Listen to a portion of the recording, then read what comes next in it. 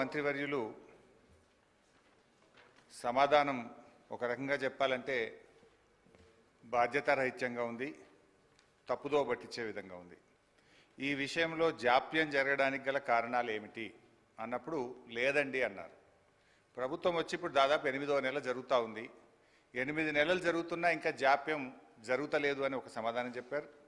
ఎప్పట్లోగా ఈ ప్రతిపాదనలు అమలు చేసి నియమిత రోజును ప్రకటించమవుతుందంటే ఇది పరిశీలనలో ఉంది అని గౌరవ మంత్రి గారు చెప్పారు. ఇది కాంగ్రెస్ పార్టీ మేనిఫెస్టో అధ్యక్ష. ఈ మేనిఫెస్టోలో page number 28 item number 14 TSRTC సిబ్బంది సంక్షేమం. ఆర్టీసీ కార్మికులను ప్రభుత్వ విలీన ప్రక్రియ పూర్తి చేసి 2 పీఆర్సీల బకాయిలను వెంటనే చెల్లిస్తాం. వెంటనే అంటే 8 నెలలు సమయం సరిపోదా అధ్యక్ష? నంబర్ 1. నంబర్ 2, వచ్చే పీఆర్సీ పరిధిలోకి టీఎస్ఆర్టీసీ కార్మికులను చేరుస్తాం.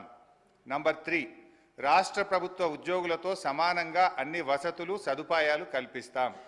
నంబర్ 4, ఆర్టీసీ బస్సులను ఆధునీకరించి విస్తరిస్తాం. అధునాతనమైన సౌకర్యాలతో కొత్త సర్వీసులను ప్రారంభిస్తాం.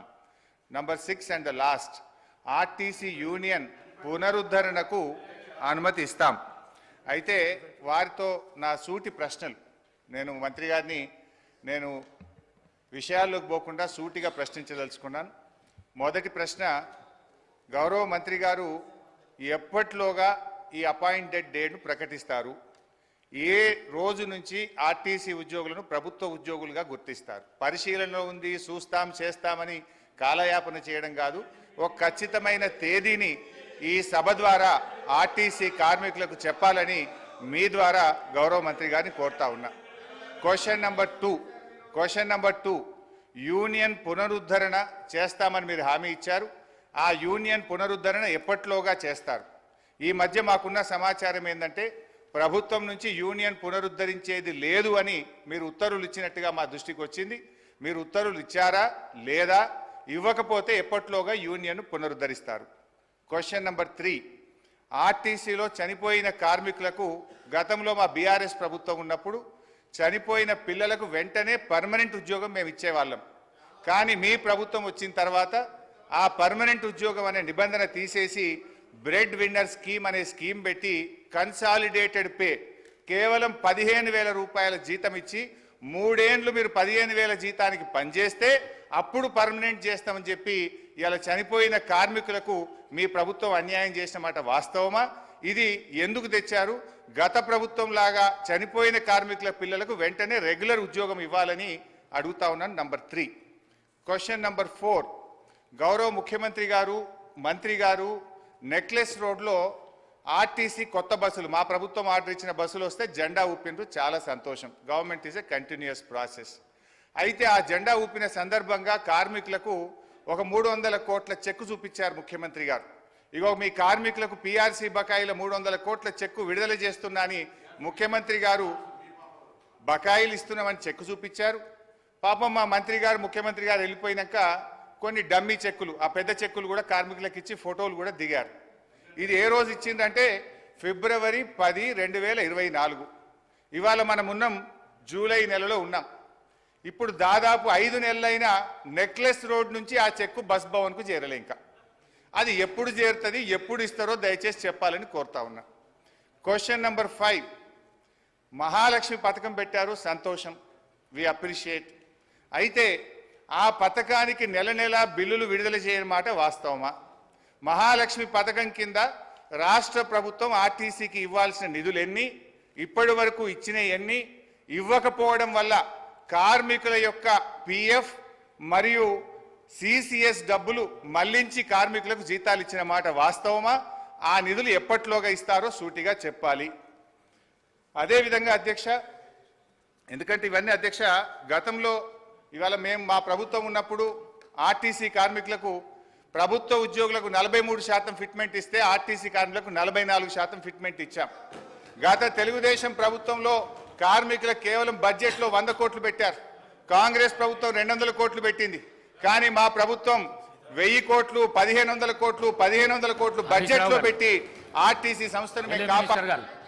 అదేవిధంగా అధ్యక్ష, ప్రభుత్వం మనము ఆర్టీసీలో దివ్యాంగులకు, విద్యార్థులకు, ప్రభుత్వ ఉద్యోగులకు, జర్నలిస్టులకు మనం రాయితీతో బస్ పాస్లు ఇస్తాం. ఈ ప్రభుత్వం వచ్చిన 8 నెలల్లో ఆ రాయితీలకు చెందిన డబ్బు ₹1 ఇవ్వని మాట వాస్తవమా? ఆ డబ్బు ఎంత, ఎప్పటిలోకి ఇస్తారు, ఇవ్వకపోవడానికి గల కారణాలు ఏమిటి? దెన్ లాస్ట్ క్వశ్చన్ అధ్యక్ష, మనకు కార్మికులకు సంబంధించి మోటార్ ట్రాన్స్పోర్ట్ యాక్ట్ ఉంటుంది. డ్రైవర్లు కానీ కండక్టర్లు కానీ 8 గంటల కంటే ఎక్కువ పని చేయకూడదని ఉంటుంది. ఇందులో మహిళా కండక్టర్లు కూడా ఉన్నారు. కానీ వాళ్ళని 16 గంటలు 18 గంటలు పని చేయించడం వల్ల పని ఒత్తిడికి లోనై దాదాపు కొన్ని వందల సంఖ్యలో కార్మికులు చనిపోతున్నమాట వాస్తవమా? మహాలక్ష్మి పథకం వచ్చిన తర్వాత ఓవర్లోడ్ కావడం ద్వారా పని గంటల భారం పెరిగి దానికి సరిపడా మీరు డ్రైవర్లను కండక్టర్లను నియామకం చేయకపోవడం వల్ల ఒక్కొక్కరు 16 గంటలు 18 గంటలు పనిచేసి కార్మికులు ఇబ్బంది పడుతున్న విషయం ప్రభుత్వం దృష్టికి వచ్చిందా? దానికి అనుగుణంగా కండక్టర్ల డ్రైవర్ల నియామకం ఎప్పటిలోగా చేస్తారు. సో మళ్ళీ ఒకసారి ఫైనల్గా దయచేసి మేము ప్రభుత్వాన్ని రాజకీయాలకు పోకుండా వెంటనే ఆర్టీసీ ఉద్యోగులను ప్రభుత్వ ఉద్యోగులుగా గుర్తించే ప్రక్రియ ఏర్పాటు చేయాలని, దాని స్పెసిఫిక్ డేట్ ఇచ్చి ఈ రాష్ట్రంలో ఎంతో ఆశలతో ఎదురు చూస్తున్న ఆర్టీసీ ఉద్యోగులకు ఈ సభ ద్వారా తీపి కబురు అందించాలని మీ ద్వారా ముఖ్యమంత్రి గారిని, మంత్రి గారిని కోరుతున్నాను. హరీష్ రావు గారు దాదాపుగా 2004-05 సంవత్సరం నుంచి శాసనసభ్యుడిగా ఈ సభలో కొనసాగుతున్నారు. 2014 నుంచి 2023 వరకు వారు మంత్రిగా కొనసాగినరు. వారికి లెజిస్లేటివ్ అఫేర్స్ మినిస్టర్గా కూడా పనిచేసిన అనుభవం ఉంది. చైర్ మీద ఆరోపణలు చేయడం ఏ సభ్యుడికి తగదు. వినండి. ఎందుకు అంటే ఇది ప్రాధాన్యతతో కూడుకున్న సమస్య. కార్మికుల పక్షాన కార్మికులు కష్టాలలో ఉన్నప్పుడు 50 రోజులు దీక్ష చేసినప్పుడు 50 మంది చనిపోయినప్పుడు ఖమ్మం జిల్లాకు సంబంధించిన డ్రైవర్ శ్రీనివాసరెడ్డి గారు తన పిల్లలు పెద్ద ఉద్యోగాలలో ఆర్థికంగా బలంగా ఉన్న ఆనాటి ప్రభుత్వం యొక్క వివక్ష 50,000 కార్మికుల పట్ల చూపిస్తున్న విధానాన్ని వ్యతిరేకిస్తూ ఆత్మ బలిదానం చేసుకున్నప్పుడు ఆ కుటుంబాలకు వాళ్ళందరూ అండగా నిలబడ్డారు. అట్లాంటి కార్మికుల తరఫున కొట్లాడే కమ్యూనిస్టు పార్టీ ఈ సభలో వాళ్ళ తరఫున మాట్లాడడానికి అడిగితే మీరు వాళ్ళకు అవకాశం ఇచ్చిండ్రు. ఎందుకు? కార్మికులు ప్రాధాన్యత, కార్మికుల తరఫున కొట్లాడే వాళ్లకు ప్రాధాన్యత ఇవ్వాలి. ఈ ప్రభుత్వానికి ఏదైనా వాళ్ళ సూచనలు ఉపయోగపడితే ఆ సమస్యల్ని పరిష్కరించాలి అనే ఉద్దేశంతో మీరు సాంబశివరావు గారికి అవకాశం ఇచ్చిండ్రు. మీరు ప్రశ్న అడగకపోయినా అతనికి ఎట్లా అవకాశం ఇస్తారని వారు మాట్లాడినారు కదా అధ్యక్ష. అది ఏ చట్టానికి దేనికి అసలు వారు మాట్లాడుతున్నది పూర్తిగా విరుద్ధం. ఒక్కసారి ఒక ప్రశ్న ఈ సభలో ఆమోదం పొందింది అంటే ఈ సభ యొక్క ఆస్తి. సభ ప్రశ్న అడిగిన వాళ్ళకే అవకాశం ఇవ్వాలి, మిగతా వాళ్ళకి అవకాశం ఇవ్వద్దని ఏ చట్టంలో లేదు. ఒక్కసారి ప్రశ్న ఈ ప్రశ్నావళి 10 ప్రశ్నలు ఉన్నాయి కదా అధ్యక్ష. ఇప్పుడు ఇందులో ఉన్న ఈ ప్రశ్నావళి ఈరోజు ఆమోదం పొందిన ఈ 10 ప్రశ్నలు ఉన్నాయి కదా. 10 ప్రశ్నలు క్వశ్చన్ అవర్, 1 గంటలో ఈ 10 ప్రశ్నలకు చర్చ జరిగి దీని మీద సమాధానాలు చెప్పడానికి కోసమే 10 ప్రశ్నలు పెట్టింది. అంటే ప్రతి ప్రశ్నకు 6 నిమిషాలల్లో మనం చర్చ ముగించుకోవాలి. అట్లా 60 నిమిషాలల్లో వీటన్నిటికీ ప్రభుత్వం వైపు నుంచి సమాధానాలు రాబట్టుకోవడానికి ప్రయత్నం చేయాలి. కొన్నిసార్లు ప్రశ్న యొక్క ప్రాధాన్యతను బట్టి తమరు అనుమతిస్తే ఆ చర్చ ఒక్కోసారి కొంత ఎక్కువసేపు కూడా జరగడానికి అవకాశం ఉంటుంది.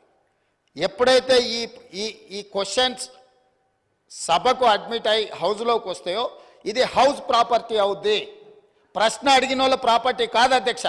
దయచేసి వారు 20 సంవత్సరాలు ప్రజాప్రతినిధిగా పనిచేసినని పదే జబ్బలు జరుచుకుంటారు కదా. కనీసం లెజిస్లేటివ్ అఫేర్స్ మినిస్టర్గా పనిచేసిన హరీష్ రావు గారికి ఒక్కసారి ప్రశ్న సభలోకి వచ్చిందంటే సభ్యుల యొక్క అందరి ఆస్తి అధ్యక్ష. ఎవరికి మాట్లాడడానికి అవకాశం ఇవ్వాలనేది చైర్ యొక్క విచక్షణ అధికారం అధ్యక్ష. తమరు సాంబశివరావు గారికి అవకాశం ఇవ్వడాన్ని సభ్యుడు తప్పు పట్టడాన్ని 100% తప్పు. కాబట్టి వారు అట్లా మాట్లాడడాన్ని భవిష్యత్తులోనైనా సవరించుకోవాలి. అదేవిధంగా వారు పదే రూల్ బుక్ గురించి మాట్లాడుతున్నారు అధ్యక్ష. అదే రూల్ బుక్లో చాలాసార్లు వారు కోట్ చేసిరు.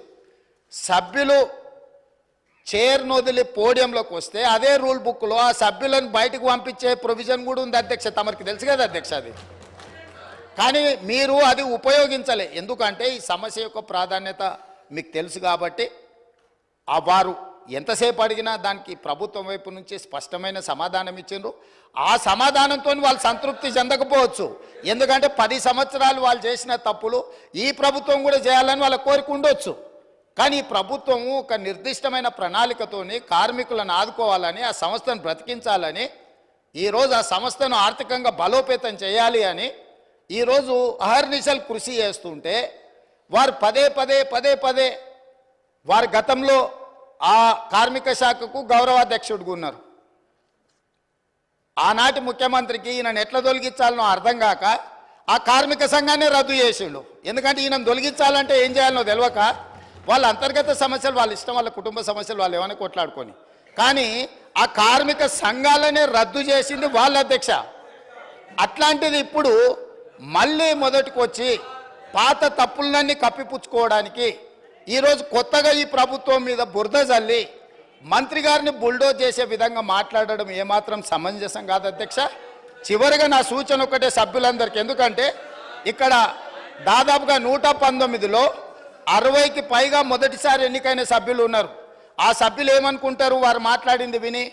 హరీష్ రావు గారికి 20 సంవత్సరాల అనుభవం ఉన్నది, ప్రశ్న వేసిన వాళ్ళే సప్లిమెంటరీ క్వశ్చన్స్ అడగాలనేమో అని ఈ సభ్యులందరూ కూడా తప్పుగా అర్థం చేసుకునే అవకాశం ఉంది. అందుకే మా నూతన సభ్యులకు నేను చెప్తున్నా, ఒక్కసారి క్వశ్చన్ హౌస్లో అడ్మిట్ అయిందంటే ఆ క్వశ్చన్ అనేది హౌస్ ప్రాపర్టీ. ఈ హౌస్లో ఏ సభ్యుడైనా కూడా సప్లిమెంటరీ క్వశ్చన్ అడగడానికి అవకాశం ఉంది. సప్లిమెంటరీ క్వశ్చన్ అడిగినప్పుడు స్పీకర్ అనుమతిస్తే ఎవరైనా మాట్లాడడానికి అవకాశం ఉంది. కాబట్టి మా నూతన సభ్యులకు కూడా నేను చెప్తున్నా, ప్రశ్న సభలోకి వచ్చిందంటే ఇది హౌస్ ప్రాపర్టీ. కాబట్టి సభను తప్పుదోవ పట్టించే ప్రయత్నం చేయొద్దని చెప్పి వారికి సూచన చేస్తున్నా అధ్యక్ష.